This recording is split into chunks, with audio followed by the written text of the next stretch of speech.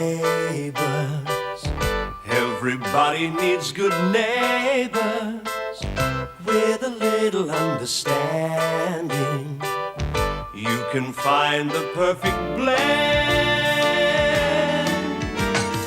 Neighbors should be there for one another. That's when good neighbors become good friends.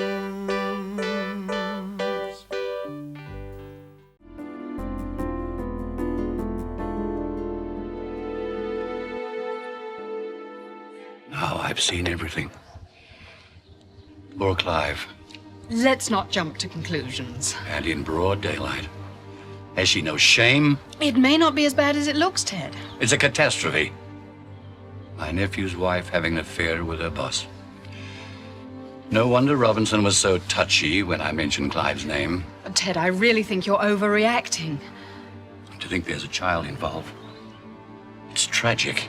Perhaps you should talk to Clive about it. I'm sure there's a perfectly logical explanation. Ruth, I like to think of myself as a modern man. True, I may be a bit conservative, use a comb to part my hair. But I'll be a monkey's uncle if that could be considered logical behavior. Ted? Maybe Clive's been working too hard, neglecting his marital responsibilities. That girl needs a good talking to. Oh, no, I really don't think that's a good idea. You wouldn't want to force her hand, would you? You could ruin everything. Give me the satisfaction of giving that man a knuckle sandwich. And what would that achieve, I'd like you to walk me home, please. I'm sure once you've spoken to Clive, you'll feel a lot better. Oh, sure. I can see his face now. Sorry, buddy, them's the breaks. How do you rebuild your life after that? It may not come to that. I've been divorced twice, Ruth. I know. Well, it hasn't put you off. You said yourself you were hoping it would be third time lucky. What difference does it make? Third time? Eighth time? You just can't trust women? Sorry. I guess I'll just have to stop dreaming.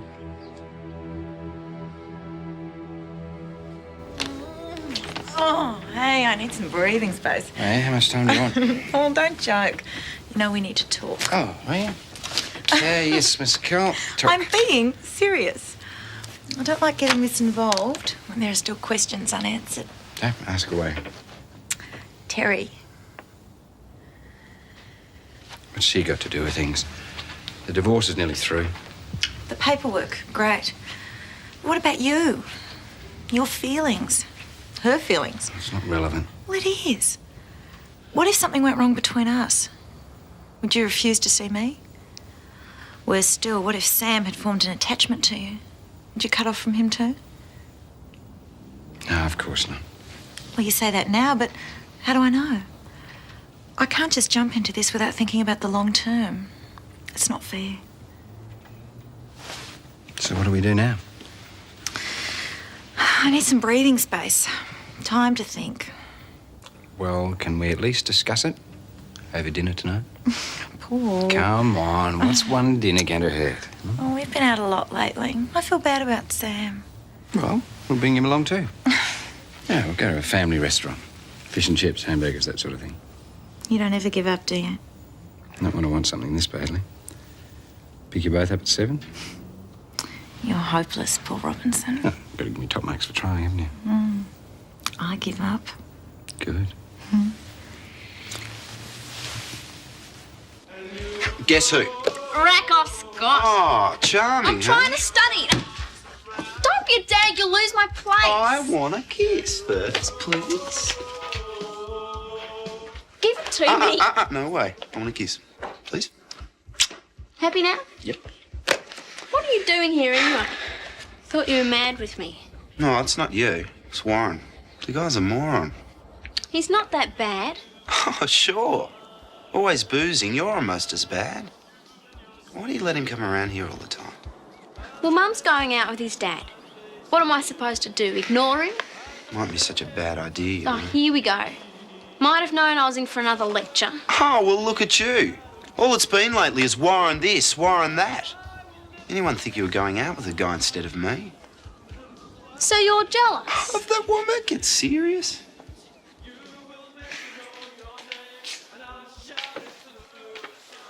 Okay, I'm sorry. You're entitled to choose your friends. Whoopee. Look, you know I'm only saying this stuff because I love you. Scott, all we seem to do lately is fight. I don't need it. I've got enough to worry about. Fair enough. So, will you stop hassling me? Only if you give me a kiss. Well, what about Hamlet? Hamlet can wait his turn.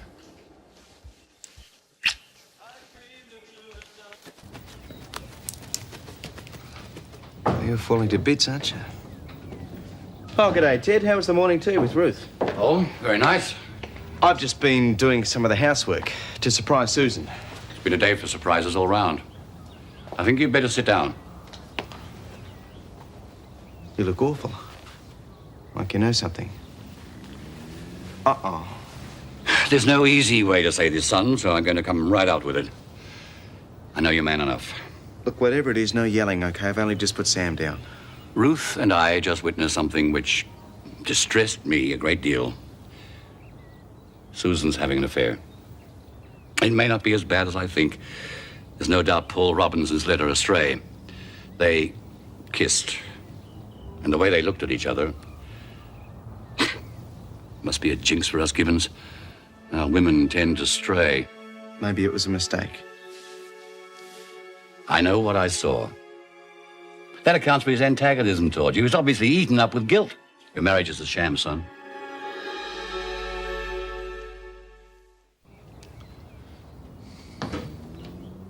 Is he all right? Just needed a clean nappy. Hi. Hello, darling.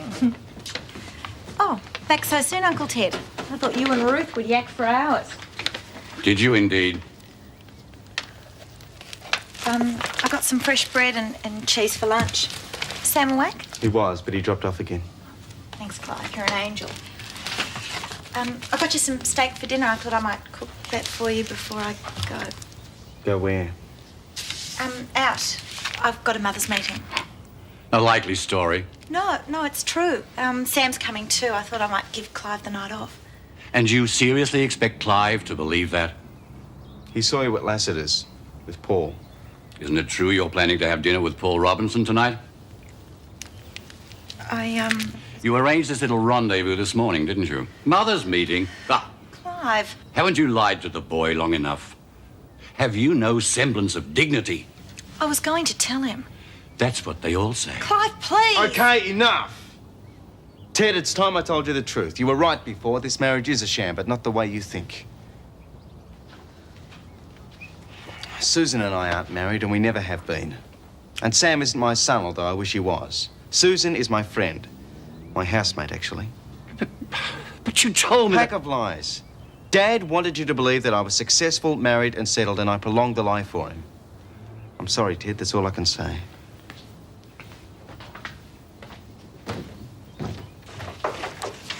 Dad, look who's home. Hello, Lucy.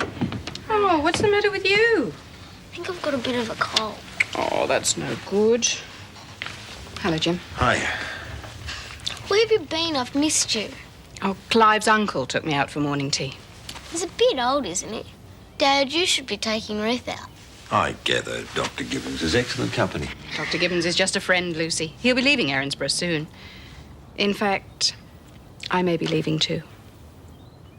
Where are you going? I'm thinking of going home to England. But you can't. Dad, say something. It is a bit sudden. I know, but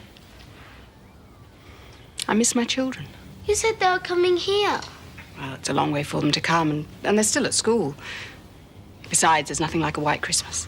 Come on, Lucy, be brave. Bruce hasn't made a definite decision yet. No. Can we talk about this tonight? I have an appointment now. This is much more important than going to see Terry in prison. I heard you talking to Scott. I'll discuss that with you later. Excuse me. It's not fair. That is a bad cold. Come on, I'll make you some hot soup. It's because of Dad, isn't it? If he'd marry you, you'd stay.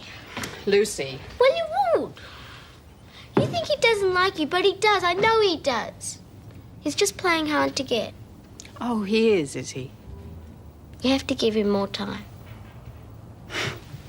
Lucy, what am I going to do with you?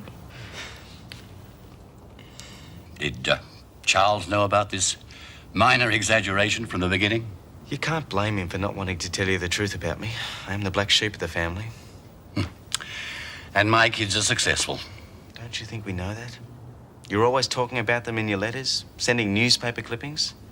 That's why I couldn't let Dad down. He didn't want you to know he had a failure for a son. You're a failure? Dad thinks so. I'd say your father was a very lucky man. Sure, my kids did well. They were born to do well, drummed into them before they could walk. But does that make them successful human beings? No way. And what does? A boy who'll lie for his old man. Someone prepared to make that effort. The kind of boy I'd like for a son. Hell, my kids don't even remember my birthday. 2 of them won't even return my calls. You went to a lot of trouble.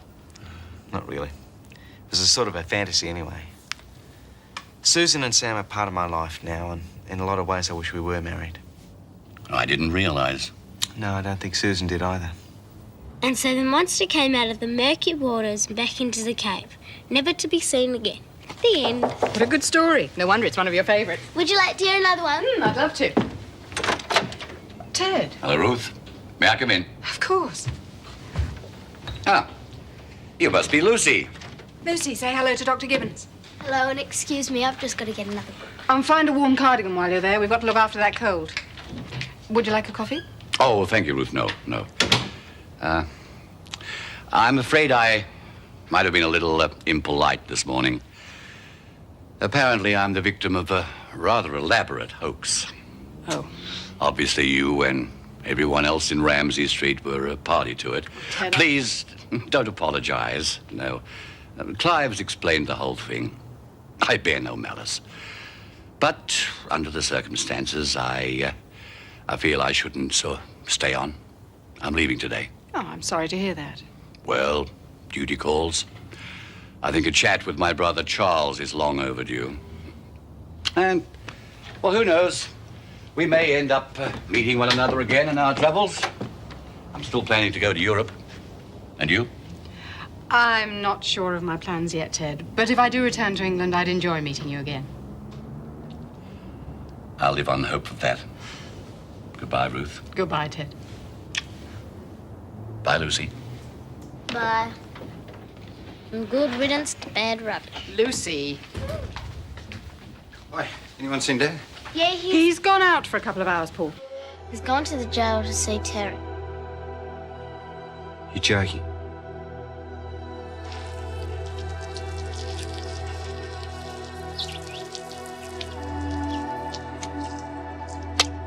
Might as well get everything out of the closet.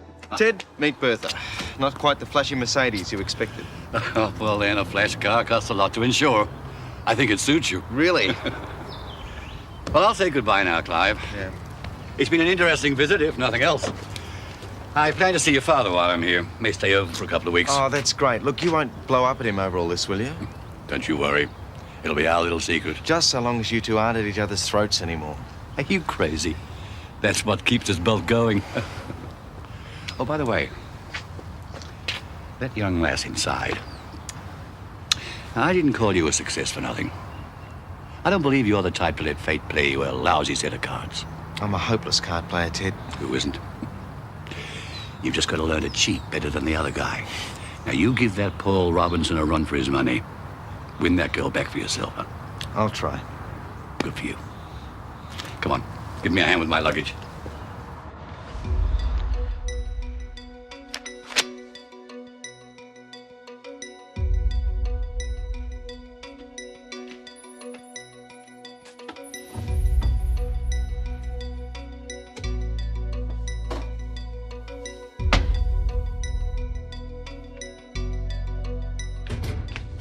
Ruth said you wanted to see me.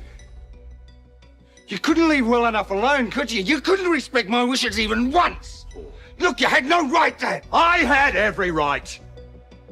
Until the divorce comes through, Terry is still my daughter-in-law and your wife. Yo, she's got nothing to do with me. The girl still exists, Paul. Right now, she wishes that she didn't, but we can't just ignore her. And apart from anything else, you did love her once. She's very depressed, and whether you like it or not, she needs our support, and she needs to see you. Yo, I don't need to see her. In fact, I never want to hear her name again or see her. Is that understood? Feel better? Yeah, I just need to stretch my legs. Hey, can we get back to the study? Warren will be here soon. Oh, great. No wonder you're in such a hurry to get back home. Well, I said he could come around. You know, you're starting to get really boring about this, Scott. Warren's a friend and he's lonely. The guy is a deadhead. Half the time he's tagging around after you, and the rest of the time he's too tanked to know what his middle name is. You've seen him at school. He's going through a rough time. His parents have just divorced. Right. I know what it's like. That's supposed to be an excuse, is it? Lots of kids get a hard time at home. They cope. When my mum and dad split up, the last thing I wanted to know about was school. Yeah, well, you're better off without your old man, from what I've heard. Thanks, Scott. You really know how to stick the knife in. I didn't mean it. Dad's got his faults, sure. I know that better than anyone else. But I still love him. Yeah, okay. I'm sorry I spoke. You think everything's cut and dried.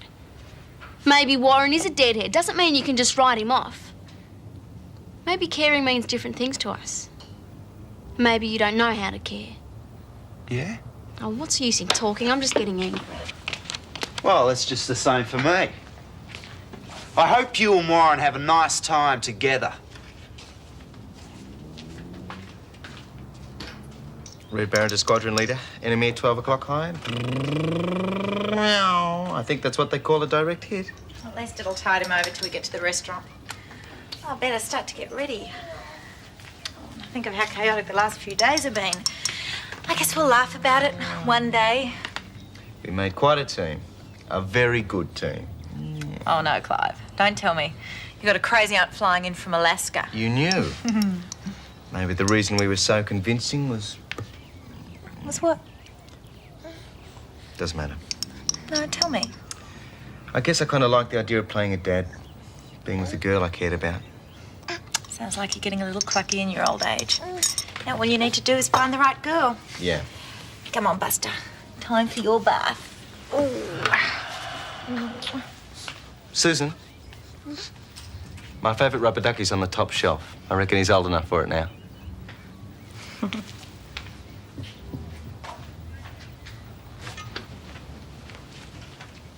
probably not in much of a mood to listen to me, but I'd like to say I'm sorry. Not for going to see Terry, but because I didn't discuss it with you first. Would it have mattered if you had? You know how I feel, Dad. It's not healthy to be so bitter, Paul. You're too young. There are too many good things. Life goes on. I've got my work. That's all I need. Yeah. I seem to remember saying something similar myself once when your mother died. Yo, Terry's dead too. That's the way that I see it. The divorce and the jail sentence take care of that. I mean, you talk about wasted time, Dad. Every single second of that marriage was wasted time.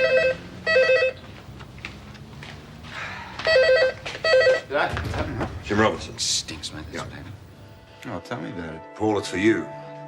Paul, it's the prison. I think you should take it.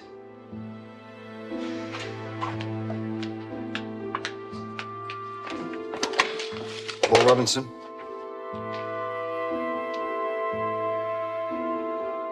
I see.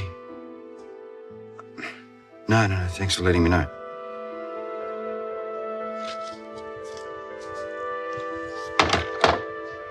Hey, what's wrong? It's Terry. She tried to suicide.